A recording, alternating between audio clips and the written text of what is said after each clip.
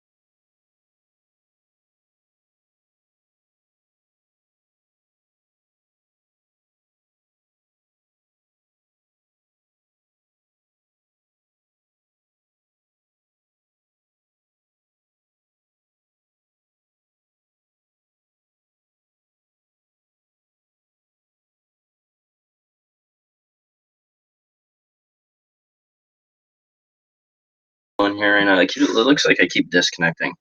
I think I'm good now.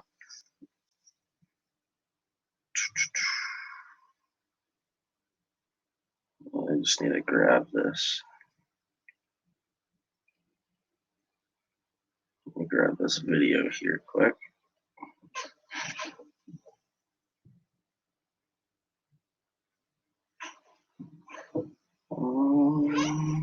Okay.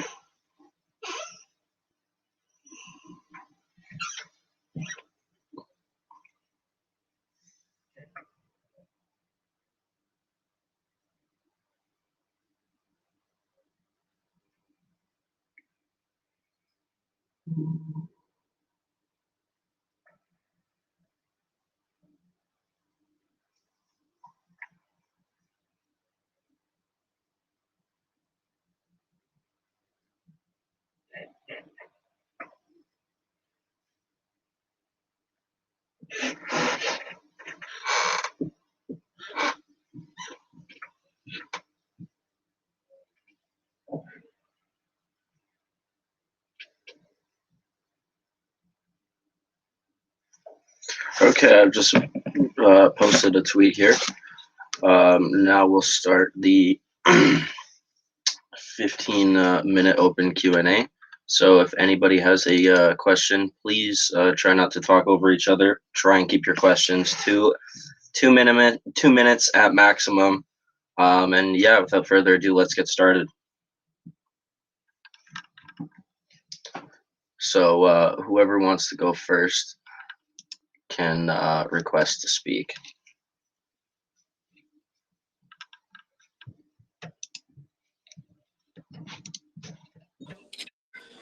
How's it going? I guess I'll go first. Hey, how's it going? Go ahead. All right, so basically about the VPN service and everything else.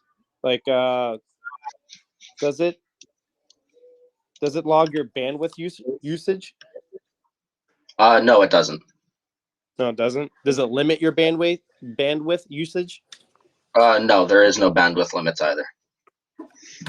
And how many servers do you got, like worldwide? So give or take. The rollout is initially like it's going to be slow, but for initial locations, we're going to have France, Australia, Canada, Texas, Chicago, and what was the other one? Germany.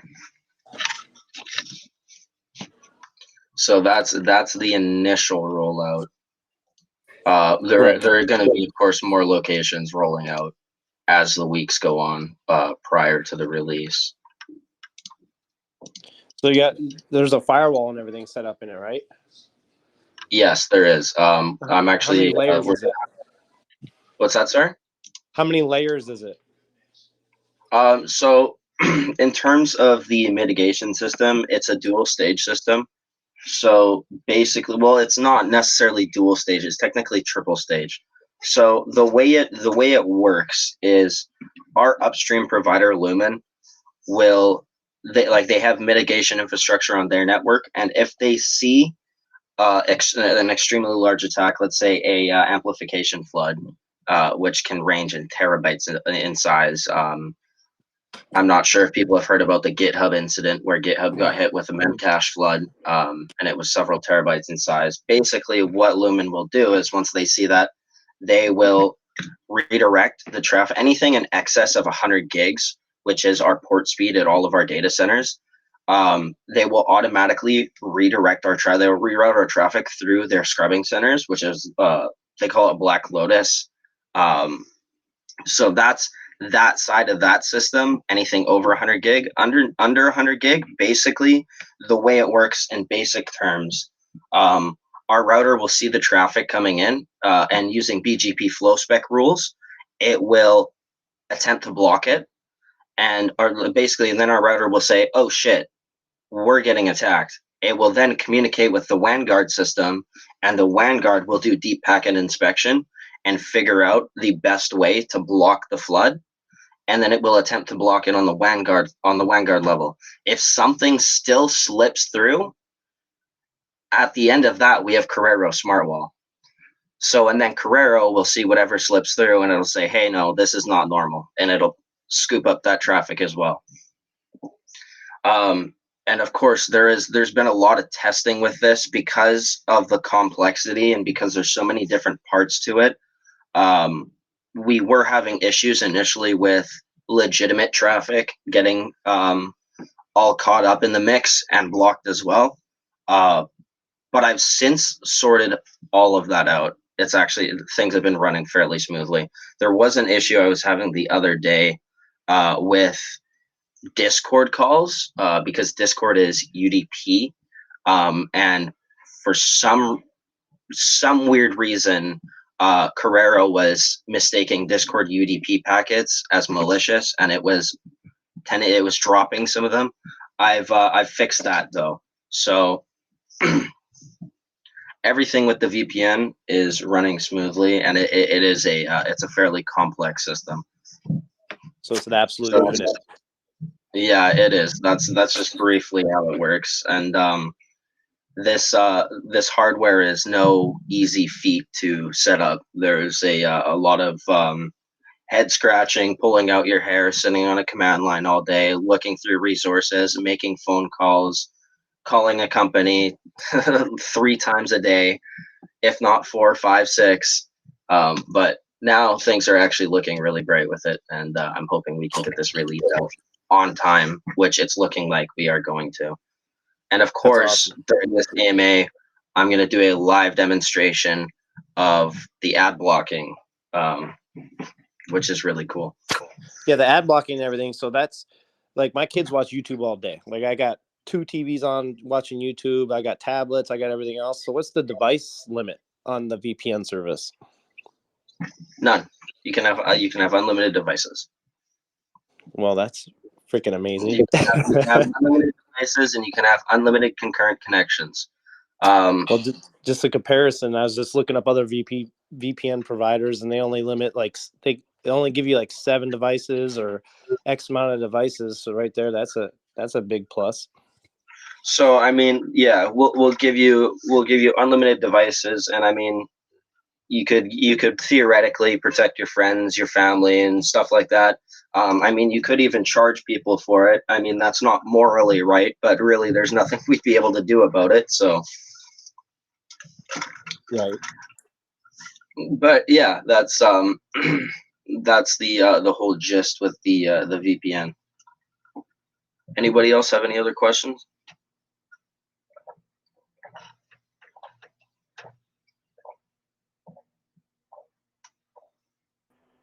Hey Dane, this is Nolan. Some of the questions on the Reddit thread. One is as far as timeline, when we can expect a white paper release. Oh yeah. Okay. Give me a minute here. Let me pull up that Reddit thread, and then I'll answer that question.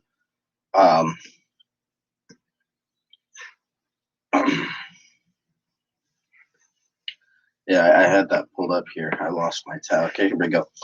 So yeah, the white paper. So I've been in talks with a guy on Telegram. His name is Hope Bell. And I was speaking to him. He's I'll post some pictures here of his work.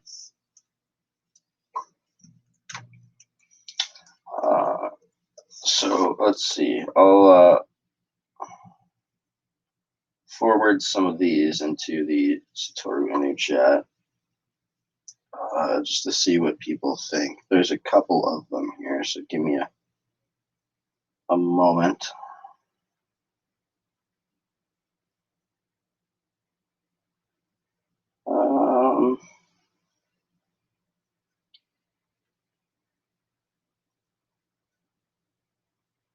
Yeah, for people that don't know, white paper is important because it gives the investor a clear path of what SATO is going to be doing.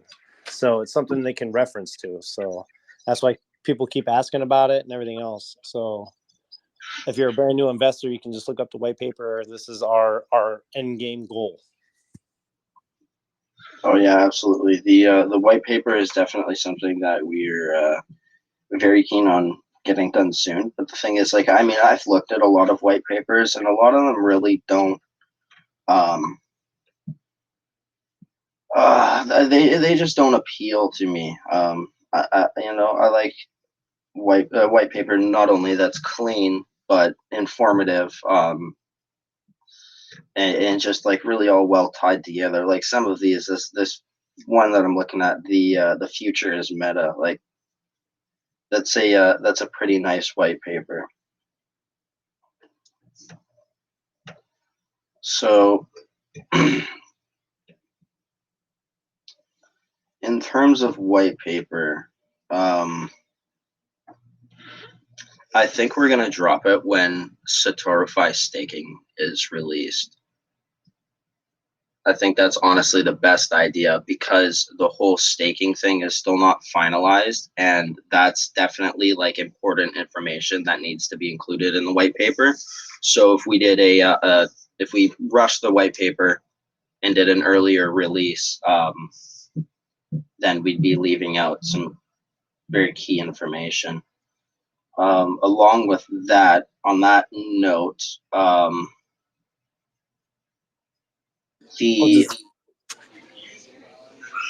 Sorry. Well, I was just thinking about it. Like, you don't need just like a beta white paper for people on Telegram and everything else. You know what I mean? Like I could have something done quickly. Yeah, something like that. We don't need like a professional grade one, just for something for the community in here. So that way we have talking points, we have a direction. You know what I mean? So when people new investors come in, you don't have to be here to handle everything. We can carry the load for you. Oh yeah, absolutely. That's definitely something that we need to get on board with as soon as possible. I'm messaging this guy right now. Waiting his reply. See, can someone record AMA? Yeah, AMA is all recorded. Pretty sure multiple people are recording this one. Okay, anybody else have any other questions here? Before I go on to the Reddit here.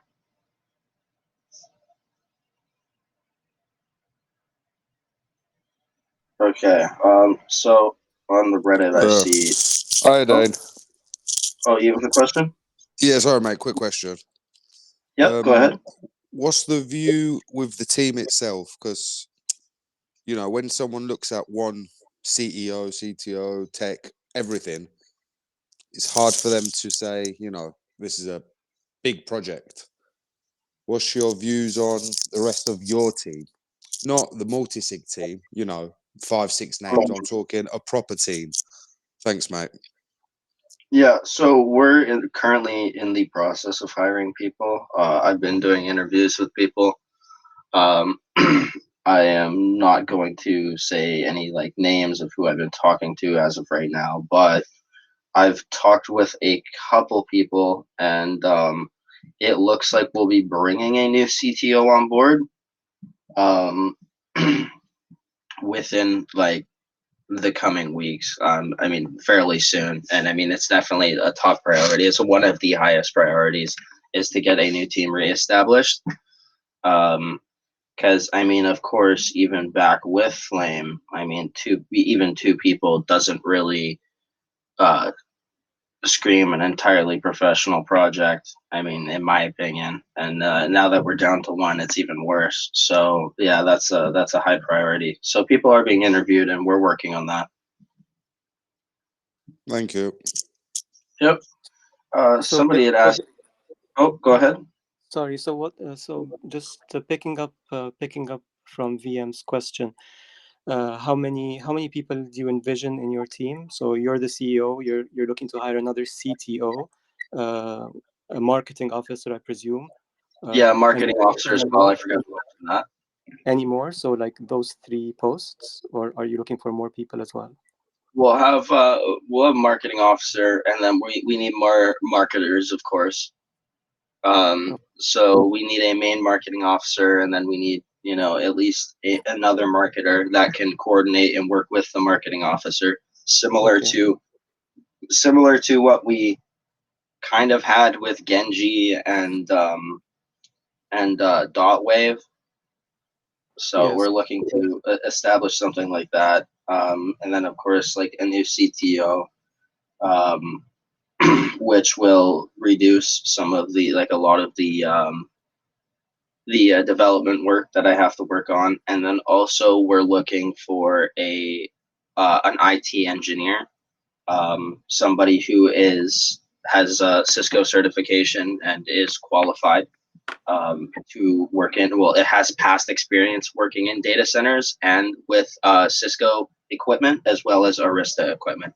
So Okay. That's good to hear.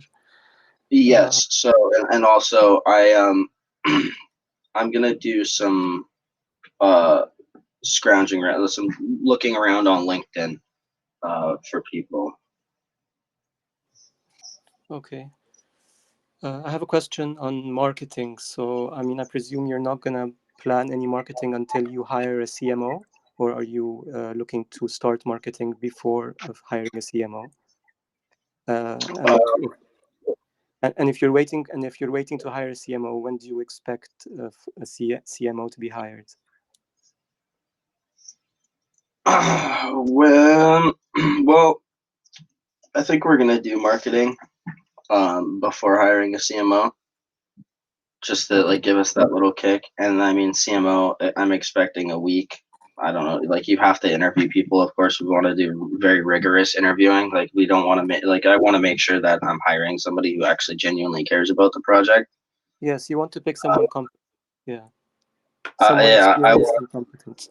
I want to hire somebody that works in the best interest of Satoru and the community. Of So course. yeah, and I mean there's a lot of people out there, and I'm sure there are plenty of people who want to jump on board right away and who would want to help out. But it's just a matter of going through all those people and filtering them out and finding people who actually genuinely do care about the project. And some of the people that you've already interviewed are those for the CMO post? Yeah, I've interviewed people for CMO, and I mean, I don't know. You're still There not are, happy. I'm not entirely happy with, well, yeah, I know it's crypto, but with Flame leaving us with not a whole lot of marketing money, it's like I can't really go ahead and afford to pay somebody 10 Ethereum or something like that for a marketing contract where they Yes. market for us for several months or something, something of that sort. Okay. So, um, that doesn't mean we're entirely limited, though. Oh, I got a timer going off here. That doesn't mean we're entirely limited, though. So there's a couple people that I've been speaking to that are promising. Okay. So that would be for a CMO position, and then just like a marketer to work with the CMO. Okay. With regards to marketing, I have a suggestion. So until you hire a CMO that you're happy with, someone competent, experienced, and ticks all the boxes, perhaps you can make more use of the SATO Twitter channel. I mean, we can. I'm sure many of us are willing to help. Like for the Satoru Twitter channel, you could potentially post more Twitter posts on the SATO VPN with all its benefits, comparing it to existing current VPN providers in the VPN market, just highlighting the importance of a VPN. I mean, most people don't really use a VPN. They're not familiar with the benefits of a VPN. And so just enlightening people with why is it important to have a VPN? Why would they want to have a VPN in the first place? And that can start drawing in people. I mean, the Sato Twitter channel already has like 5,000 plus followers, so that's a relatively good number of followers to start off with, and that's far more than the number of holders we have. So if we can capitalize on our existing base of Twitter followers, posting more Twitter posts on VPNs, I think that would be a very good start. Oh yeah, absolutely. And I'm sure many of us can help you with that. If you don't have time, I mean, I'm sure you have so many things on your hands in terms of like drafting Twitter posts, like the text, writing. Yeah, I'm willing to help, and I'm sure there are many other willing to help. So depending on your time, you can see whether you would benefit from our help or not.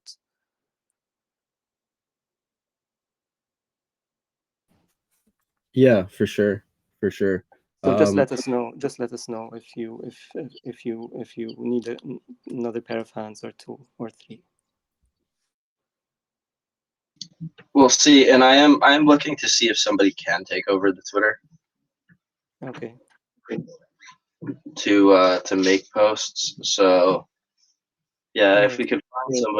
could find somebody that'll take over the Twitter, like preferably tonight, and that could make consistent posts, then that would be awesome. I can feed them content. Okay.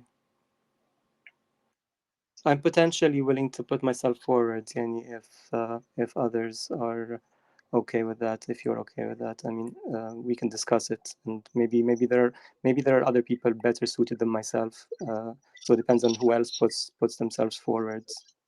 You can compare, and I mean, we can choose the best person for the job, basically. Oh, absolutely. I'm open to that. I Kevin. have one more Yeah. question. I'm sorry. With regards to the multi-sig wallets, so there were some questions raised on the Telegram channel with transactions that were made leaving the wallet, and there was some confusion, like where was the money going? I mean, so I think someone sort of clarified that and said that you've written a script that instead of transferring the Ethereum from the marketing wallet to the multi-sig wallet, you've written the script to transfer the Ethereum from the marketing wallet to a private wallet of yours, right? Temporarily, as a temporary arrangement, until the multi-sig the other people on the multi-sig wallet get KYC'd. Is that correct? Yeah, that's correct. And then all of the transactions that go from the private wallet, I mean, I know there's been some questions about some money leaving that wallet as well. So right now, so it is the middle of the week, Wednesday. So plans are going forward with this new year, every Sunday at 12 p.m. CST, a financial spreadsheet will be dropped with all of the transactions, the reason for the transaction hash, the time the transaction was made. So some of the money that has left that wallet includes money for graphics, contract audit from InterFi, for the SATORUFI contracts. And now for SATORUFI, there's 2 contracts. So we basically have to pay for 2 audits. The guy from InterFi Max was nice enough to give us $300 off on the second audit, and then as well as the KYC through InterFi. So the 2 audits and the KYC, and all of that will be listed in the transaction report. Okay, that's once a week, right? Once a week, you said? Yeah. Yes. So every Sunday, once a week. Yep. Every Sunday? Yeah. Every Sunday, 12 p.m. CST. Okay, thanks. Yep. I think for the future though, it would be I think it would be more straightforward and just easier on people's minds if all the transactions leaving the marketing wallets go to the multi-sig wallets. So basically, anyone can check the marketing wallet and see the outbound transactions. They can just double check and confirm that all the outbound transactions are going to the multi-sig wallet and nowhere else. That will give them peace of mind, because once the funds are in the multi-sig wallet, they don't really need to know like where the funds are being spent unless they're really interested, like whether it's being spent on graphics or marketing or X or Y or Z. They know that there is a team in place, yourself plus 4 others, I think, or 3 others, that must give their approval jointly for any funds leaving the multi-sig wallet. So as long as they trust the community, which is the case, then it'll just be more straightforward, I think. Yeah, for sure. After the KYC is all done, and I mean the KYC consists of let me pull up. Let me go to InterFi Telegram here. Yeah, you sent a post on the requirements for the KYC. I had post on the requirements for the KYC, so it's some pretty deep requirements. And then of course Steve here, which is in the channel. He's one of the people in line for those requirements, so he has to complete those too. And then I think it's one other person, and then we should be good to go. Okay, but so generally speaking, everyone involved in the multi-sig wallet, everyone is happy to get KYC, right? Yep. Yes. Okay, that's great. Yeah. So some people aren't specifically happy with, like, they don't want to come out publicly saying, this is my name, there's my address, but they're willing to be audited by a third party. So that's perfectly fine. Yes. Yeah. You said So 6 to 9 days. That's after submitting the application, or is that starting from? Yeah, that's after submitting all of the like everybody's proof. Okay, so that we still haven't started counting the 6-9 days. That's when everyone. No, that hasn't been counted yet. But I actually I'm pretty sure I did pay for the rushed package. Yeah, we had paid for the rushed package, so it should take less time than that. Okay, so hopefully the remaining people that you're waiting for, they can get KYC as soon as possible, and the process can be fast-tracked. Yeah. Okay, thank you, Dane. Thank you. Yep, no worries. Any other questions here? I have a couple questions. Yeah, go ahead. Yeah. How you doing today, man? I'm doing good. How are you doing? I'm good, man. I'm good. First question, regarding Flame. So I was on vacation, and when I checked the Telegram group, I saw you guys said like Flame took money and leave. So Flame still has access to the wallet, so we can still take money away from you guys. That's why there's an automated script in place to pull money out of that wallet. So there's never really anything in it for him to take. Okay. Yeah. Go ahead. So like in terms of that, because he was the one who created the wallet, we can't really remove his access from the wallet. We can just transfer money out to other wallets to ensure that he doesn't have access to the funds that do go into that wallet. And then as for the contract, so some people were talking about not renouncing, but I honestly think later on down the road, I think renouncing probably would be our best bet for right now, and then doing a new contract launch and airdropping people. When you guys thinking to do that? So that's still like to be determined entirely, because it's a whole community decision. Really, it's not my decision to make. Okay. So yeah, So, we need to ask people and figure out what people would think. all right. So a lot of people say they nominate Amir. All right, I guess Amir it is. Sorry. I'll speak with you after the AMA, and then we'll talk about that Twitter thing because it seems like a couple people here.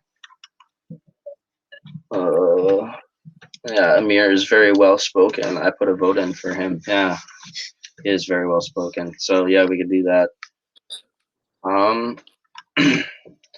I'm going to.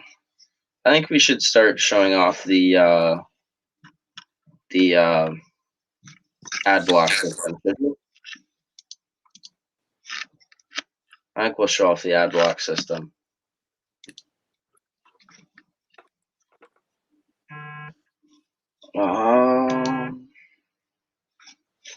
We are kind of off schedule here, but let's see how this works. If I can figure out how to get this enabled.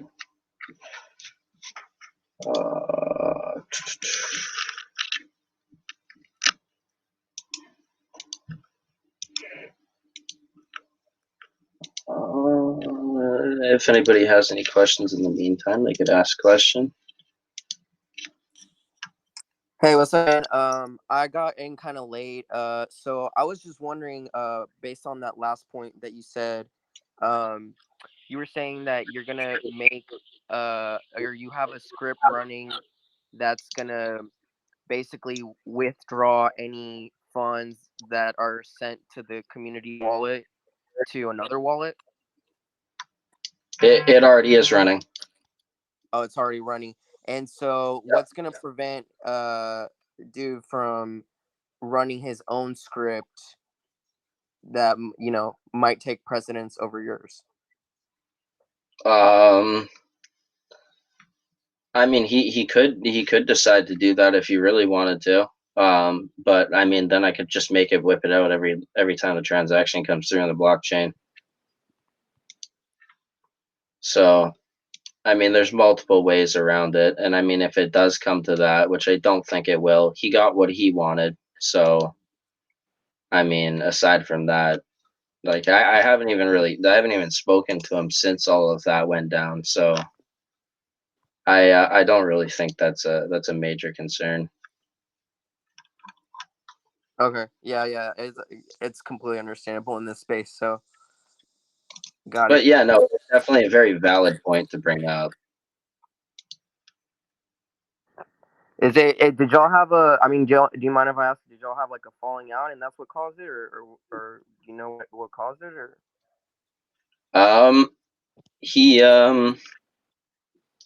He was just he's never active. He never replied to anybody, and he slowly faded away. I mean, this all started to happen after he said he was, or after he had gone to Dubai and got back, then he, I don't know, he just stopped replying to everybody. So Gotcha.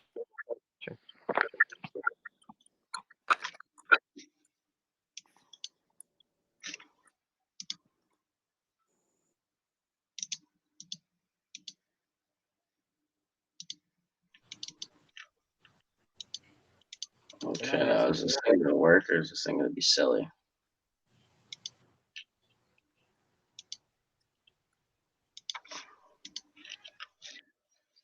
I think this thing's gonna be silly here.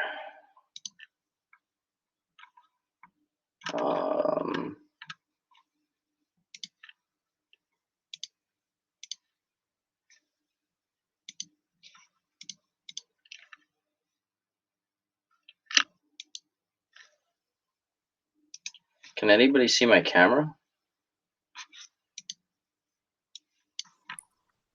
It See looks white like screen. something's trying to load, but I can't actually see any video footage.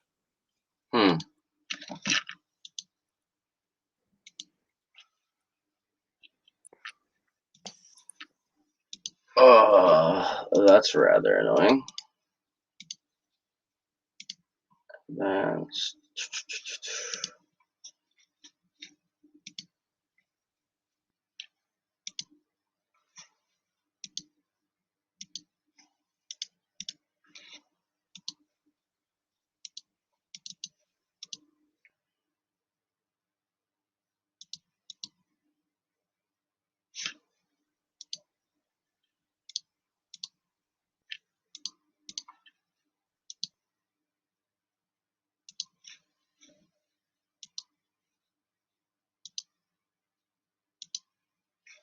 okay, here we go. Okay, now you should be able to see my screen. Yeah, we can see it. Okay. Okay, beautiful. All right, so I'm going to pop open my control panel here. And I'm going to go to, this may be a little advanced for some people, but I'm going to go to my network and sharing center, my adapter settings. It's one of my Wi-Fi adapters. So if I go here, here's just a quick little DNS server that I set up with a DNS. It's basically like a DNS level ad blocker. So right now I'm on Forbes.com, which is notorious, like absolutely notorious for filling their pages with ads. So I'll refresh this. And I am in incognito because I have ad block on my main Chrome and I don't want to uninstall that and I don't want to really manually unblock every website. So just to avoid that, we'll use incognito. So here I am on some Forbes article. Let's go to money. Let's check out crypto and blockchain. Look at this. You see this big space right here? This big white space? That's where an ad would be. Now ad block will remove the ad and then try and modify the page so you don't see big white spaces here. I mean, there's really no way to do that at a DNS level, but where you see all of these blank spaces, that's where you typically see ads. So if I go to one of these articles here, most of the ads that you'd see on the side and on the top are literally just gone. They're not there at all. There'd be a big banner ad here, gone. Let's go. What else is notorious for ads? Let's look at Yahoo. Yahoo. Okay, Yahoo. Yahoo Finance. Let's go to Yahoo Finance, or just Yahoo in general. Yahoo News. So you see these yeah. See, this ad won't even load. It just says advertisement. Is it the same for YouTube? So YouTube is kind of tricky, in the way that they have so many domains and stuff This YouTube music stuff, there's no real way to get rid of those, but banner ads and stuff on videos, like YouTube has thousands of domains that they serve ad content from, so it's really tricky to block. But I don't really see anything here other than YouTube ads, which they don't serve those through. This doesn't get served through what's it called, Google AdSense. We go to like a video here. Let's savor. Yeah, see, in some cases you'll still get these video ads, but the ads on the sides don't show. That's good. Let's check out Mr. B. I have 100 Minecraft blocks. Turn that down. That's kind of loud. So yeah, no, it's looking pretty good. Let's check out recipe sites. I know those are notorious for let's see, cooking recipes. Recipe sites are terrible. I mean, all recipes is usually pretty good, but they usually have ads on there. So let's go to all recipes. Let's see what's up. Oh, let's see. Ooh, this looks good. So you see advertise. It says advertisement here. Where's the ad? It's gone. I love it. I love it. It makes me smile. That's the beauty of DNS ad blockers.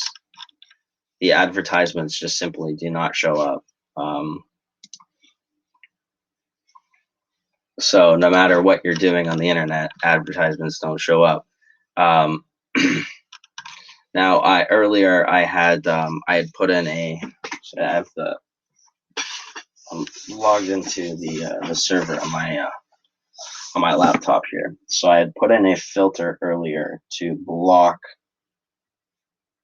my website. So my company website. So if I go to 91web.ca,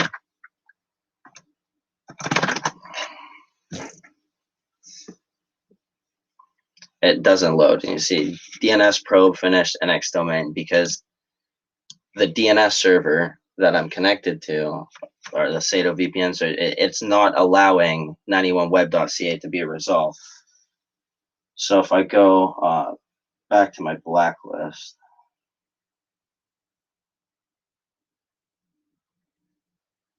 my laptop will load and act properly.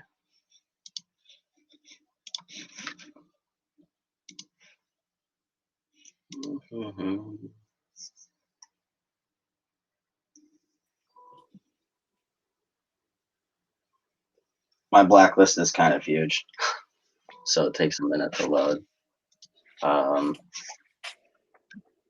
But you could just imagine, like, this is what would happen if, let's say, 91web.ca was a phishing site or some sort of fake wallet. It just doesn't even load.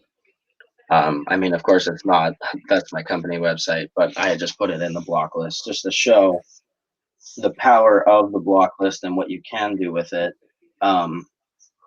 And with this whole block list thing, we can also set up API calls and web-based systems where you could go on the SATO VPN website and you could report websites that are malicious, and it could put them in a queue for manual inspection. I mean, of course, there's really no good way to determine if something is malicious or not, or if it's somebody just trying to like mess with the system and get somebody's website blocked. But it'd go into some sort of manual queue, I'd assume, and then we could set it up for manual review and then push it off, so we could actively block phishing sites with this. All the time. And then, like, with the ads not showing, like, beautiful. I don't think NordVPN does that. I don't think ExpressVPN does that. I don't know many sites that do ad block VPNs or even like protect you from phishing. So this is some pretty cool stuff, and I can't wait until we finally release all of this. And it's out to the masses for everybody to use, because I know everyone that uses this will absolutely love it. And you will love it so much that you will install it on every device you own. And then you'll go to your mother's house and install it on every device she owns. And then you'll install it on all your kids' devices. It's going to be awesome.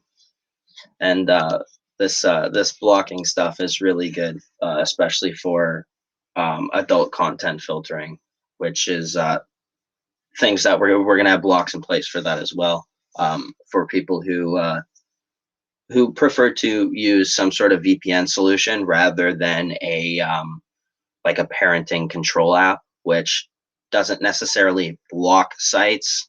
It just lets you know when they're accessed. So if you want to block, specific content from your kids, then you could outright do that with SATO VPN. So it's blocked without them being able to access it. So that's just my brief little preview of SATO VPN. Of course, this is all recorded, so this will all be posted up on YouTube for the people who missed it. So I don't know how to stop sharing my screen. Oh, Wait, hold on. yeah. One more thing. Like, what's the internet speed test on there? The internet speed test. Yeah. I mean, there's no point in me running a speed test because my internet I live in Canada. I have really terrible internet, so my internet is terrible to begin with. But I can run a speed test from one of our nodes and post a picture in the chat later. Oh, for sure. Yeah, that'll be good. yeah, I'll do that. Dane, you shared something about the speed maybe a couple of weeks ago. What Yeah, was that? I had posted a picture of the speeds a couple weeks ago, I'm pretty sure. And I mean that's just node internet speed. That doesn't really count for, the speed that you'd get through the VPN, because that it would be based on many factors, and it would be physically limited by the internet connection that you have at your house. So if you have a 100 megabit per second internet connection, you'd theoretically see around 80 to 90 megabit per second, a little less than your actual internet speed, because you also got to factor in that your traffic's being encrypted. And it's being encrypted, and then it has to be unencrypted. So just the fact that whole and it depends on the encryption algorithm too. We're using SHA-256 encryption algorithm, so that reduces speed a little bit, but it's still super fast. So you can't use VPN when you're not on Wi-Fi? You can use VPN when you're on Wi-Fi, yeah. What about when you're not? When you're not on Wi-Fi, yeah, you could use it on. Let's say you're connected to like Sprint or AT&T, like you're in your phone data. You could use it as well. Oh, like hotspot? Yeah. If you're on a hotspot, or just like on your phone, just out and about in the city. Oh.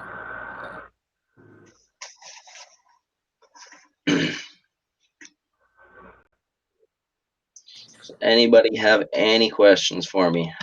Yes, I you mean do. with your mobile data provider, right? You can use it on your phone with your mobile data provider on 4G. Yep. Yes, that's correct. You use it on 4G. Dane, I have a question. How long you been in crypto? Can you please say that again? Sorry. How long you been in crypto? In crypto, I've been in crypto for a while. Just like doing, like running tokens and stuff. Like I'm entirely. But in terms of like crypto investing and being in crypto, like I've always had my own crypto assets for like a really long time. But, and then in terms of like blockchain, like smart contracts and dApps and stuff like that, I didn't even know what Remix was 6 months ago. So I've came a pretty long way. in terms of like developing dApps and smart contracts on the Ethereum chain. And then now I've even been starting to play with the Polygon chain. I've also been playing with BSC a bit, but I don't really like Binance. But anyways, yeah, I've been in crypto for a while, but just recently started really getting into this whole dApps, this whole metaverse, all that fun stuff. Have you been in any other projects? Is that your first project? I had worked with one of my buddies on some stuff for Hawk, like just some website stuff, but not really involved in any project. Not entirely, no. I've just done some work for people. So Dane, how soon are you gonna release the staking for SATO? So I'm thinking we're gonna do a double launch. So we'll launch the VPN and then we'll launch the staking at the same time. Because we still want to get the contract. Like I still want all the contracts audited before people start putting their money down, and staking their coins on SatoruFi. Just because that brings a little bit of a peace of mind to everybody, just to know that our contracts are safe. And of course, there are 2 contracts that need to be audited. There's a Master Chef contract and the actual SatoruFi token contract. So the way it works is when you stake your tokens and you go to receive your reward, you go to pull out your rewards, the Master Chef contract will mint you SatoruFi, and pop it in your wallet. So we need to have all of that edited, and then these contracts they're not small contracts. It's not like the current token, like the Satoru Inno token. These contracts are pretty big, and they have multiple parts to them. So, I mean, paying for rushed audit, like we can have these audits done very soon, and then once the audits are done, we can of course supply like what we basically everything's deployed right now. All I need to do is like in that 578, well, I think it's the 0x578 or something, that other marketing wallet that I have, the one that I've been moving money to, there is 10 million SatoruFi in there for the liquidity. So basically all I need to do is I just need to go on to SatoruFi and add liquidity to it. Okay, and can you like discuss like the tokenomics of like the coin? Yeah, so I'm gonna drop the tokenomics here in a minute. I don't know where it went. My desktop is super messy. I have a spreadsheet here. Give me a brief second here to pull this all up. Okay.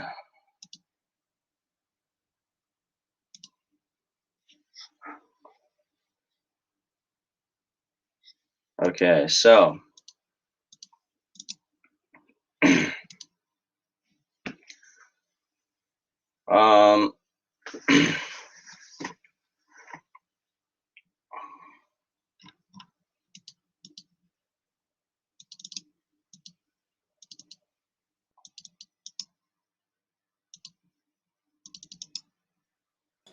Well, while he's doing that, I got a little fun fact for everybody. About 90% of the internet users in the planet don't use a VPN.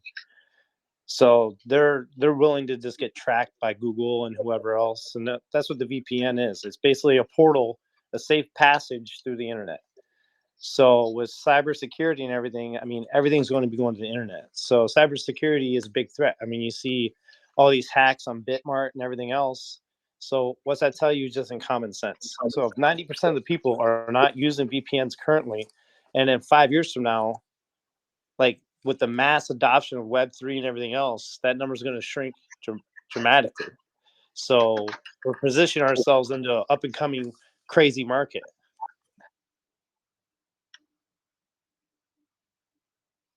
Yeah, that's insane. 90%. I'm one of the 90. Yeah, same here. I'm one of the 92. I'm waiting for SATO. Yeah, same.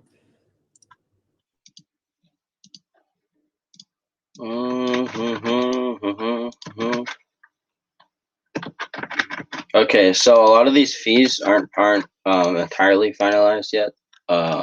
But this is what we have here. Oh, I sent it to the wrong person. Oh, there we go.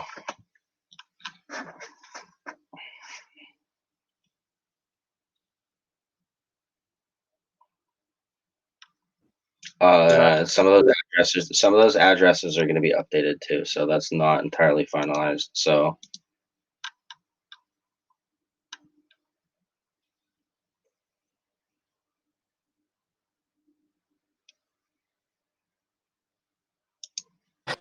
So explain that in layman's terms. I just literally looked over and that's Chinese to me right now. okay, so that's why yeah, so I have another document coming that's basically going to explain all of that, because yeah, that is like quite a bit for somebody to sink in.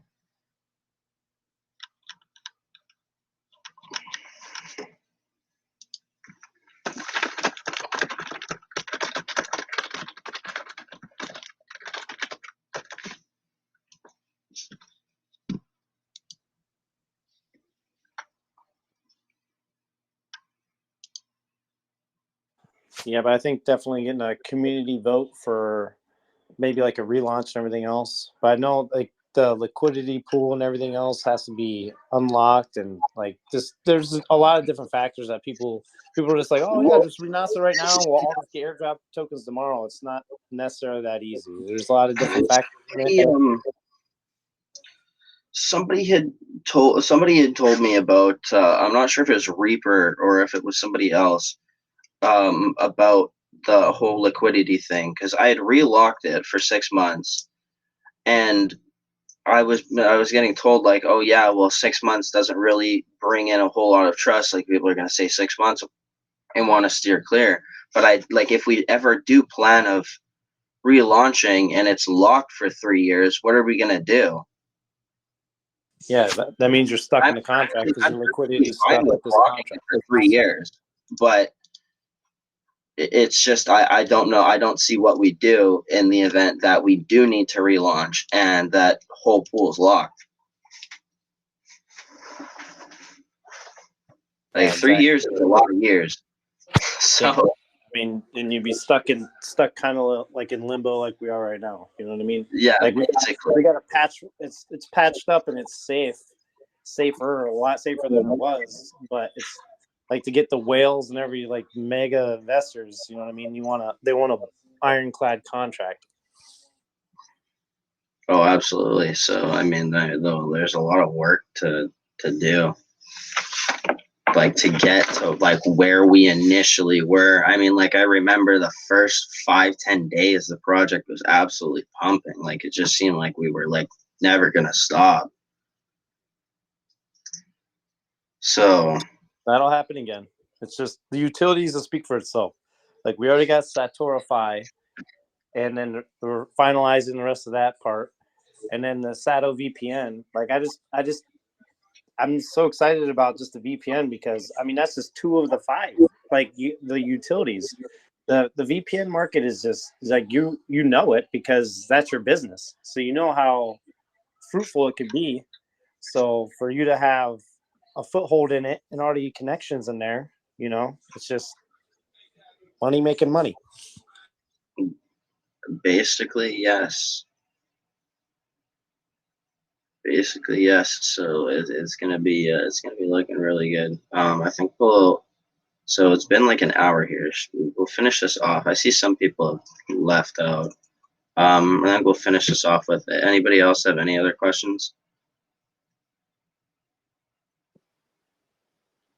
So based on what Chad just said, what's the disadvantage of relaunching now?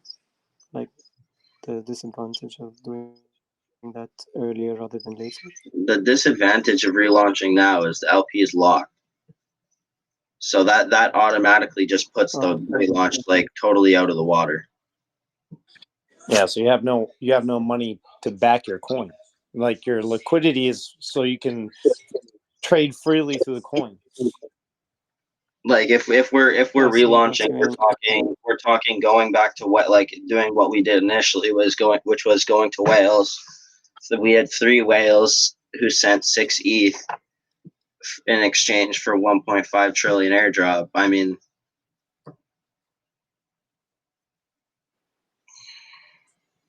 Yeah, there's definitely there's options, but the liquidity's got to be. I'm thinking unlocked. We got to look into that more. See if we can do it while it's locked, or if there's a way you can route it to the new coin or something like that. Because I think honestly, like if we did a community vote and everything, I think everybody would feel a lot more comfortable if we just got that freaking flame, everything flame related, just the fuck gone, and then we just Dane and company, let's roll. exactly. Yeah, I think Dane, Yeah, I think you need to think about that really well, and like decide on what the most strategic course of action is, because I think Chad is correct in saying that yeah, I mean, as long as we don't have a wallet that's guaranteed 100% secure, completely clean, no no chance, however slim, of funds being routed out by a third party. I think that will make large whale investors reluctant. There will always be the chance that their money could get stolen or could leak out. Yeah, so I think like a relaunch and a completely new brand new marketing wallet is the safest and most appealing course of action. But given the disadvantages you're talking about, I mean, I don't really understand much about the intricacies of how launches work. But I think it's really something important to think about, because if you really want your coin to go, if you really want Sato to go really high, we need large whale investors, institutional investors, to put like large amounts of money in, and we might not be able to get that or as much as we'd like of that if our wallet is to a certain degree compromised. Yeah, we want to have literally a wallet that goes with our product, because if we have superior product in a half-assed contract, then they're just going to look at the product as half-assed. So I know the SATO VPN, that's your bread and butter. You know what I mean? I know for a fact that thing's going to be one of the top-notch VPNs on the planet. Like just looking at what you're talking about, and I'm not even well versed in VPN, and I'm looking up the things that you're talking about, like firewalls and everything else, and comparing it to other big boy VPNs, and I'm like, we're right on par with them, and some of them are beating. It's just so, yeah.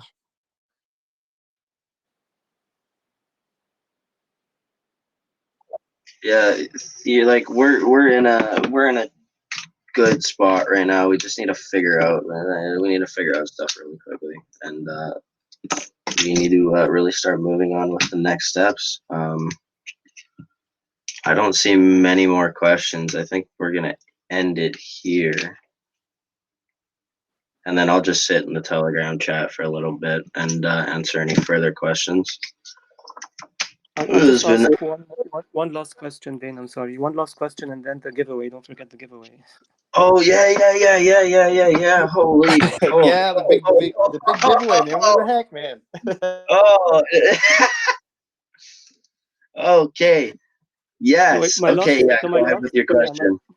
my last question before the giveaway is, so what guarantees will you be able to provide that client data is kept private?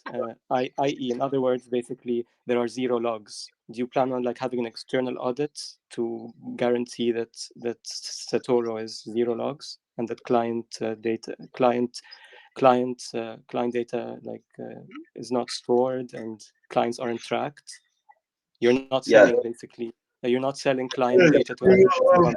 We will have an audit. Yes. Okay, I think that's important. All right, enough of that technical stuff, man. I'm down to see who won a PS5. Like those things are hard to get. Yeah. What if export the whole list and leave the dead address in there? What if the dead wallet wins it all? That'd be kind of jacked up. Okay. All right. I'm going to share my screen so everybody knows that we're doing this entirely legitimately. Video. How do I get this to work? I got a video share screen. Oh wait, no, I'm doing it entirely wrong. Okay, there we go. Screen 2. Okay. Then I just turn this off. Okay. So here we're on the holders list right now. Satoru Inu. So we'll go down. CSV export. So open this up. Actually, I'm gonna open this and I don't want to open this in Excel. Oh, that's kind of greasy. Wait, hold on.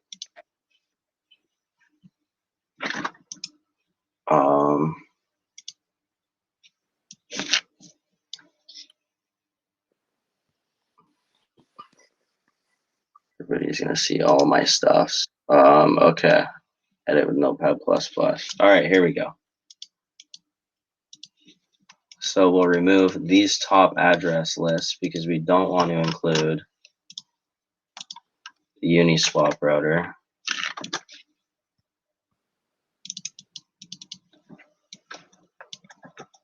Delete the Uniswap router, and we'll delete the dead wallet, and then I'll delete this at the top here.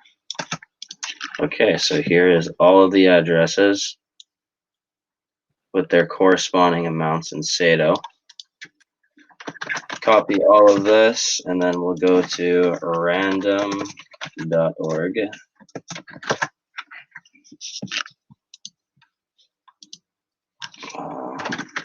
Random string picker, random.org. I think this is it.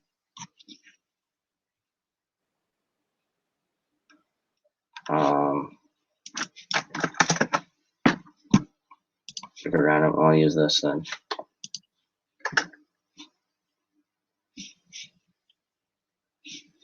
Wait, what? I thought random.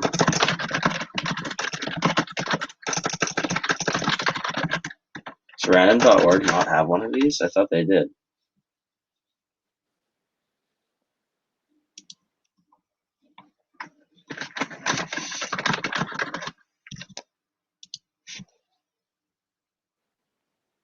Oh, it's a premium generator.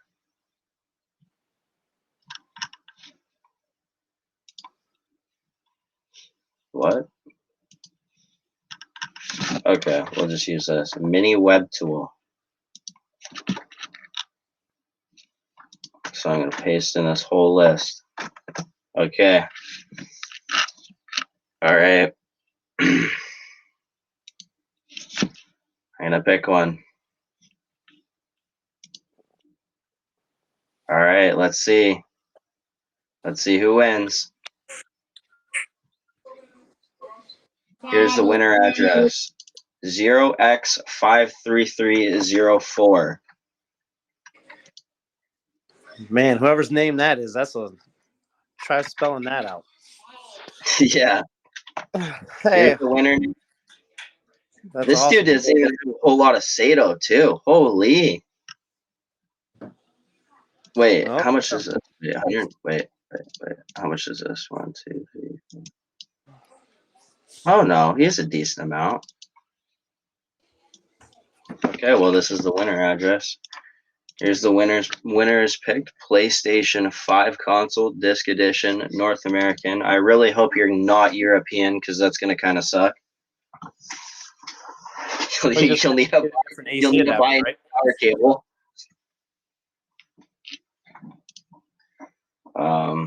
Okay, yeah, so this is the winner picked right now. I'm going to announce this on Twitter. And that's basically it. I'm gonna post in the Telegram here. I don't know if anybody in the AMA owns this address.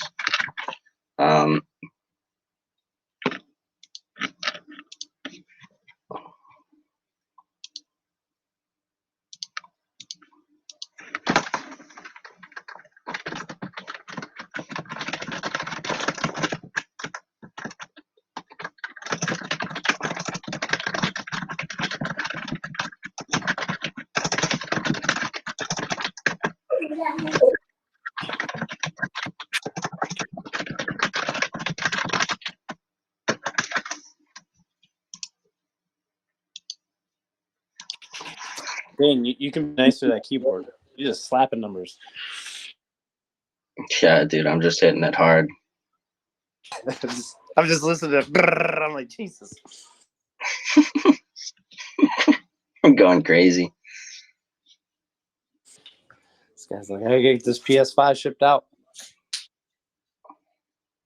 Yes, sir. Now I gotta find a box to put it in, dude. Oh, that's gonna be a hassle. UPS store usually has it a little bit. Yeah. Usually you can just bring the item in and then they'll just like package it up for you. Make sure to put a bow on top. Should I gift wrap it? That'd be freaking amazing. I'm terrible at wrapping presents, man. I'm a gift bag type person. There you go. You can wrap. Your wrapping would be in code. In code. Oh my gosh. It's just. No, I don't play. I don't play any like video games. So that console has just been sitting there. Chilling with a cat. It'd be a really nice present for someone's kid, or or themselves. I mean, I don't know. PS5 would be pretty nice. I got a 4K TV, so it'd be pretty cool to hook that up and play that new. I don't even know what new games came out recently. What is it, Halo 5 or something? I haven't been paying attention to that.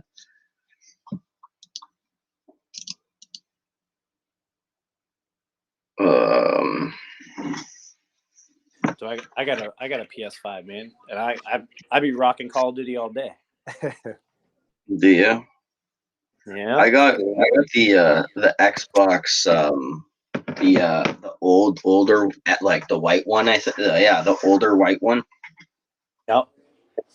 I mean, it's pretty good. It's somewhere underneath my bed, unplugged. There you go. Well, you're a busy guy. You ain't got time for that. No, not entirely. I wish I did. I wish I had time to play Call of Duty again. Yeah. I suck at it though. Hopefully soon enough.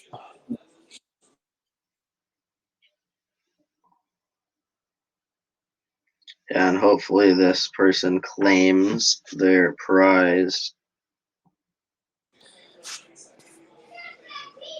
Right now.